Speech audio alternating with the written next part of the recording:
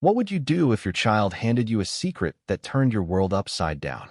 My life unraveled in a single moment when my 5-year-old daughter, Lily, skipped into the kitchen one sunny afternoon, her pigtails bouncing, and said words that froze my heart. "Mommy, Daddy gave me vitamins for you. He said they'll make you happy."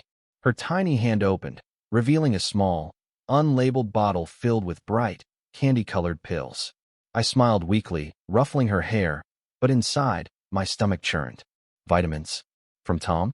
We'd been divorced for a year, and our interactions were strained, marked by bitter arguments over custody and money. Why would he send pills through our daughter? I took the bottle, its weight heavier than it should have been. Lily's wide, trusting eyes watched me, unaware of the storm brewing in my chest. "He said to give them to you every day," she added, clutching her stuffed bunny. I nodded, sending her to play, and turned the bottle over in my hands. No label, no instructions, just a cheap plastic container that looked like it belonged in a dollar store, not a pharmacy. My mind raced. Tom wasn't a doctor. He wasn't even reliable. What was this? That night, after Lily was asleep, I sat at the kitchen table, the bottle staring back at me like a ticking bomb. I tried to rationalize it. Maybe they were harmless, some over-the-counter supplement he thought I needed. But the secrecy gnawed at me. Why not tell me himself? Why use our daughter as a courier?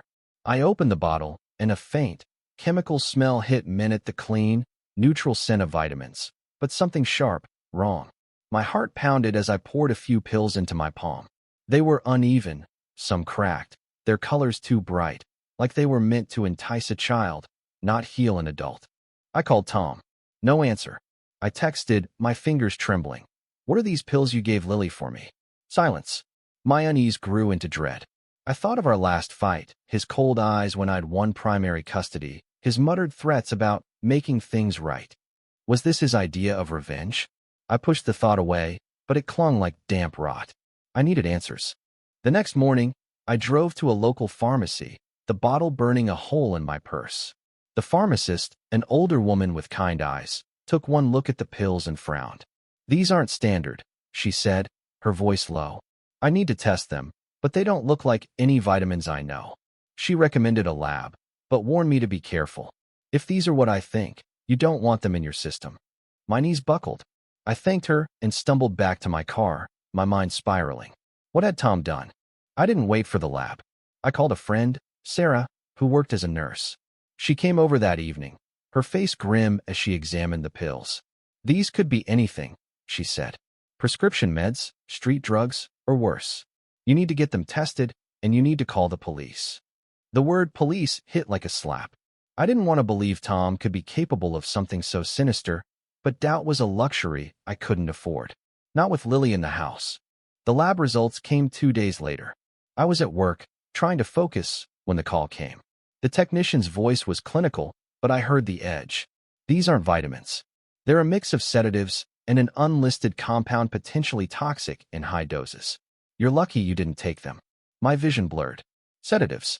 Toxic. My hands shook as I hung up. I saw flashes of Lily's innocent smile, her tiny hand offering me the bottle. If I'd trusted Tom, if I'd swallowed even one. I called the police. They took my statement, seized the bottle, and opened an investigation. Tom denied everything, claiming he'd never given Lily anything. But the evidence was there, and so was his histrionic behavior, late-night rants, a restraining order I'd hesitated to file. The police suspected he'd sourced the pills from an illegal online market, a desperate attempt to calm me down, or worse. The thought made my skin crawl. Weeks later, as the case built, I sat with Lily on the couch, her head resting on my lap. She didn't understand why Daddy wasn't around anymore, and I struggled to explain without breaking her heart. I vowed to protect her, to rebuild our trust, to teach her that love doesn't manipulate or harm. The pills were gone, but their shadow lingered, a reminder of how close we'd come to disaster. What saved us was a child's honesty and a mother's instinct. I almost lost everything, but I found something too: strength to fight for my daughter, and a resolve to never ignore the quiet warnings of my heart. Some secrets are too heavy for a 5-year-old to carry, but they can change a life forever.